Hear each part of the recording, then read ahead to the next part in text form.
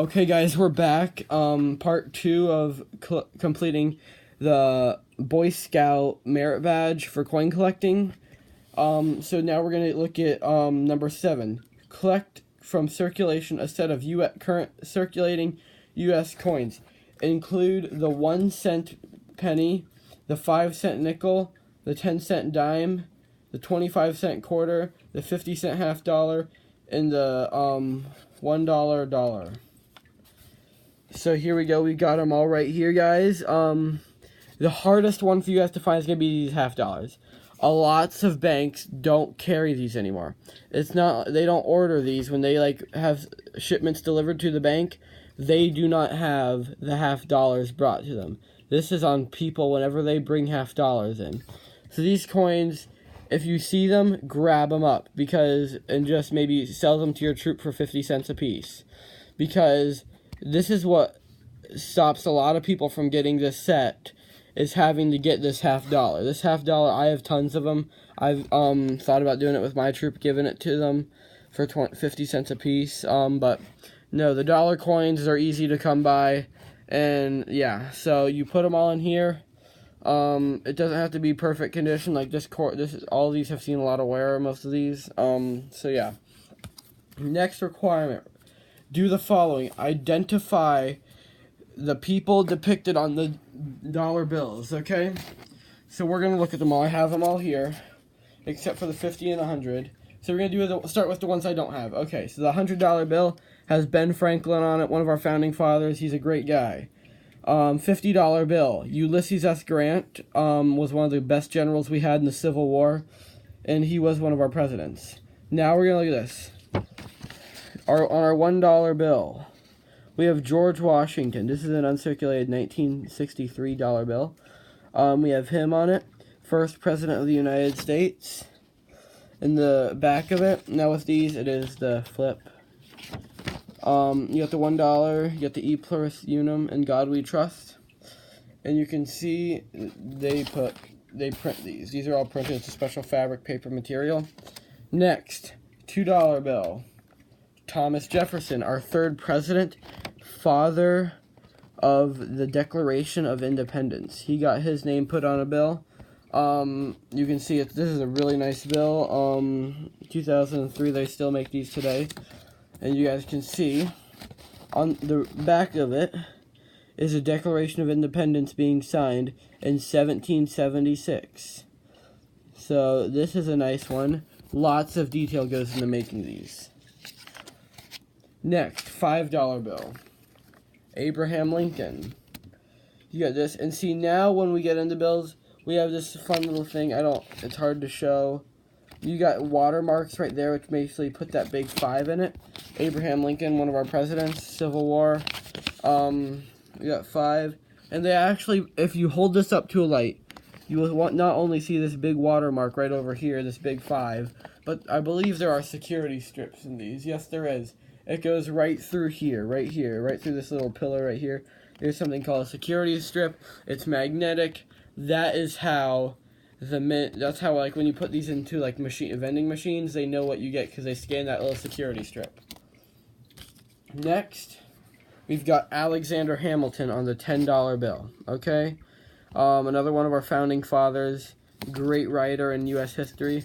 On the back of this, we have the U.S. Treasury building, because he was the first head of Treasury we had in our great country. Okay, on the back of this Lincoln Memorial, if I didn't tell you guys. And then $20 bill has Andrew Jackson, another one of our presidents. He's not one of the more famous presidents, but he was still a president. You got this really pretty blue eagle on the front of it. And on the back, we have the White House. And so this is a nice bill. You got the big 20s. Again, you've got watermarks on it. His face actually shows up right here in the watermark.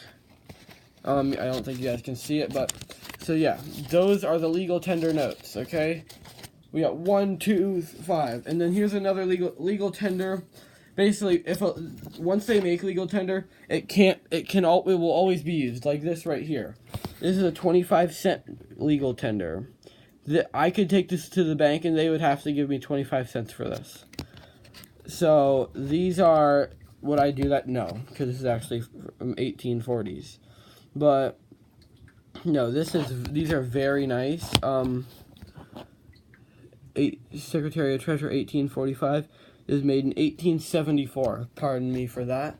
No, but this is that. Fractional currency. It's very nice to have. Small key. Let's see. What's the next one? So, 8C. Describe the role of the federal system and their distribution of currency. Okay.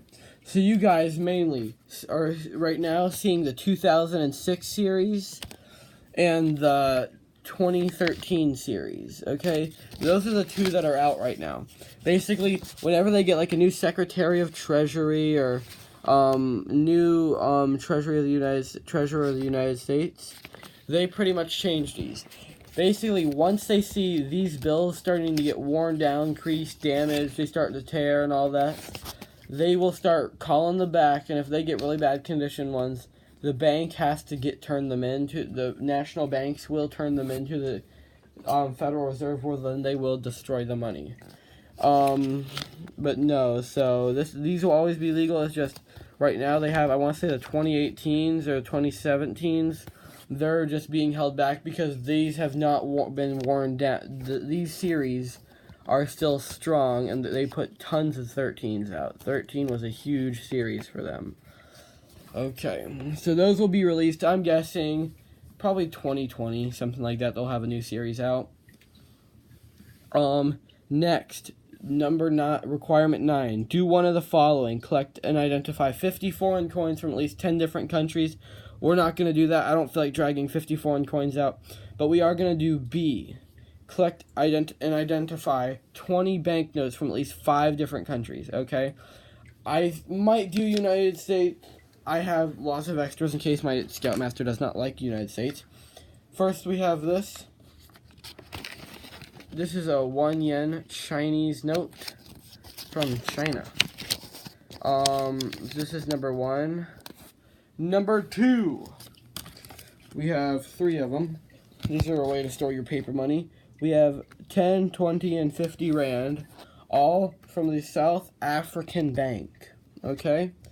So we got South Africa. That's 4. Next we have this. 1913 from Turkey, I believe. Is this from Turkey? This is from the back it probably says. 1913. Do Ostricia I don't know. Yeah, I want to say this is Turkey, is what someone told me. But then we got this Turkey. That's an old note. We have this $20, Hong Kong. They actually use plastic paper money. We use fabric paper money, but it's actually cheaper to make them out of plastic. And so, yeah, so they do use plastic paper money. Next we have 1,000 kwacha from Zambia. Zambia is in Africa. They also use the plastic money. You can see right there they have this little dove right there, and you can see that's how you know it's a plastic, and that's how their way of saying this is a real note. Next we have this 1923 during the German inflation, 1 mark. Yeah, it's from Germany. It's a nice one in really good condition. Next we have, this is what we call a silver certificate. You get the blue seal on it instead of your traditional green seal. This is pretty much, you took this into a bank back in the day, they had to give you $1 silver for it. And so those are really nice. And so next we have this Bank of Poland. Now we have Turkey. This is this is in high inflation. Take about 6 zeros away from that, and that's about what it is, 6 or 7 zeros. Bank of Mexico, 20 pesos. I have a crap ton of these. From the Philippines.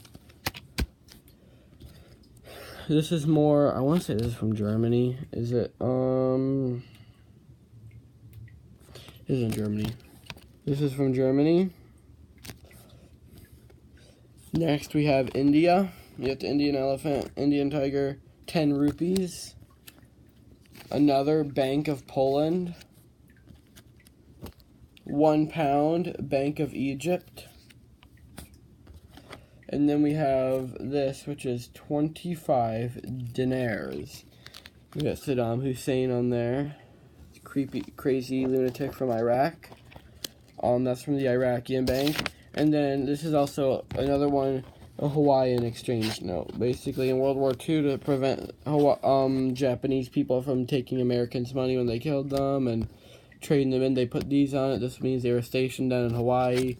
I don't know who this came off of. I just have it because it's really pretty and I like it a lot. They also made them in North Africa. Okay, here's one I forgot for 3 encapsulated coins. That's when you take a coin and you send it off to a company. The company this is from PCGS. Arguably, PCGS and NGC are the 2 big companies. Annex is a company, but I'm not fond of them. They aren't the best of graders. PCGS, they're probably my favorite. I like NGC for like Morgan dollars and all that. They're nice for that. Now we got this. This is really a really nice dime right here. MS67. It's also known as grading. Sending a coin off to get graded. MS67. The highest grade you can get is a 69. This is the 9th highest one graded. So this is a really nice one. So this is an encapsulated coin. You always have the barcodes. You can scan it, look it up with the ID number. There are apps that you can get to search all the databases.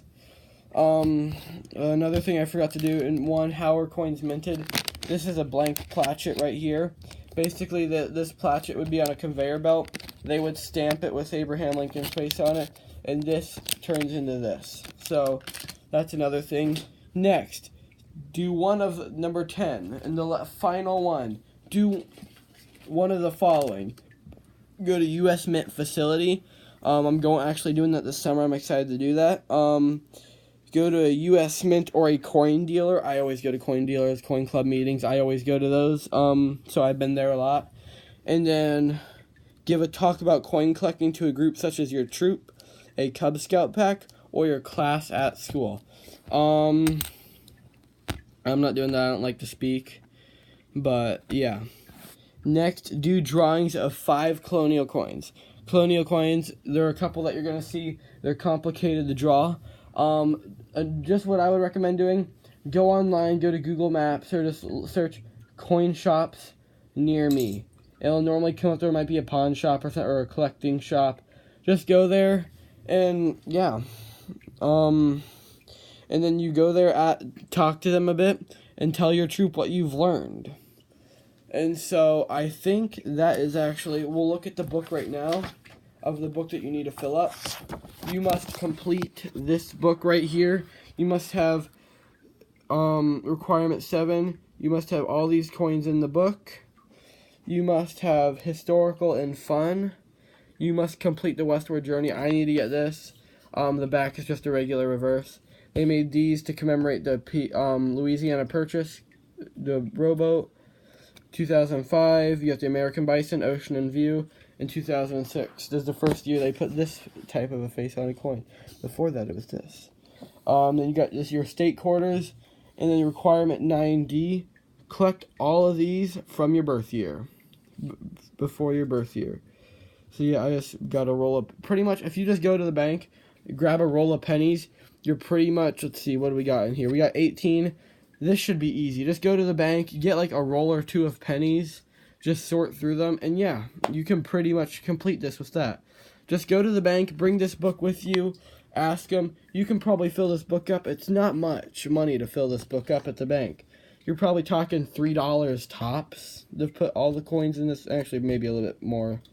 Yeah, a bit more than $3. Probably, if you take a $5 bill to the bank, the people at the bank would probably gladly help you fill up this book. Now, they probably wouldn't be able to do it all. You'd probably have to get maybe a couple rolls. But face value, it's not that expensive, guys. It's an easy merit badge to get.